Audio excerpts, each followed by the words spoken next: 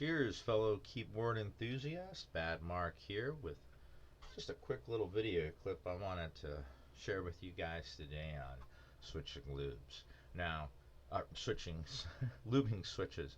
I have yet to have my coffee this morning. It was just a quick video that I wanted to do. I was chatting with someone regarding lubing, and they were literally looking at paying somebody else to do it because they have a physical handicap, and I know that personally because I also suffer from a disability. And lubing an entire bag of switches is a big ask, and it usually leaves its marks on me. It sucks to get old. If you can avoid it, folks, don't get old. But anyway, so I wanted to show you today a method that I use for lubing switches on the majority of my switches. Some, yes, I still do the standard way, but this method for me, now mind you, this is an example that I'm giving of what I do. I'm not telling anyone else they need to do it this way. I take a small, these are called precision oilers. You can fill them up with whatever type of oil. I fill mine up with SuperLube. This is the 51004. I believe it's a grade 0, grade 2, and forget, this one's marked differently. But it's a dielectric grease that works for electronic components. Now, I've seen a lot of people do use this for bag lubing, but this is the way that I do a switch. I take the switch, once open, make a small bead from one end of the rail post to the other. Doesn't have to be large. Then I make another bead from one end of the other rail post to the other. Then I put a tiny drop on one end and a tiny drop at the other end of the spring. Doesn't need to be much, just that little bit. I don't know if you guys can see that with my camera, but it's the tiniest amount of oil on the top. You don't need that much, you really don't. I grab the, try to keep the housing and the stem together, and then line everything up. Always making sure that the legs are on the right side. You don't want to be compressing that leaf spring because that'll be the end of it for that switch. Make sure everything's lined up. Close the switch.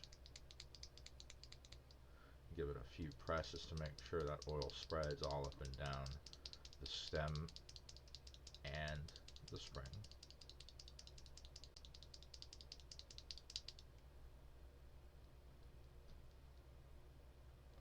And now we have, for me, is a lube switch. Is it cheating? I don't know. It works for me. I've had them in boards. I did 2 sets of matcha greens a while back, and I can't tell the difference. They're both in boards that I use daily, and I have to look at the sticker at the bottom to see which one is which because they both sound and feel the same. Like I said, one bag was done the traditional way. Another bag was done doing this way that I just showed you, the dirty way. But you end up with a nice lube switch. You get rid of any spring ping that might have been there, and you get, I mean, the scratchiness is gone. Now here's a stock Momoka frog linear, and here's one that I just lubed. Stock, lube. Now I also did a traditionally lubed one beforehand.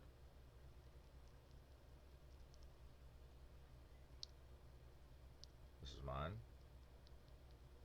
Dirty lube. This is traditional lube. Mine. Dirty lube. So you could hear there's really not much of a difference to speak of,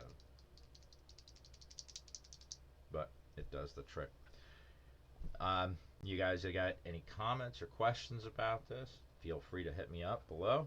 Otherwise, thanks for watching. Hope you enjoyed. Hope you learned something new. And if you do give this a try, let me know how it works out for you.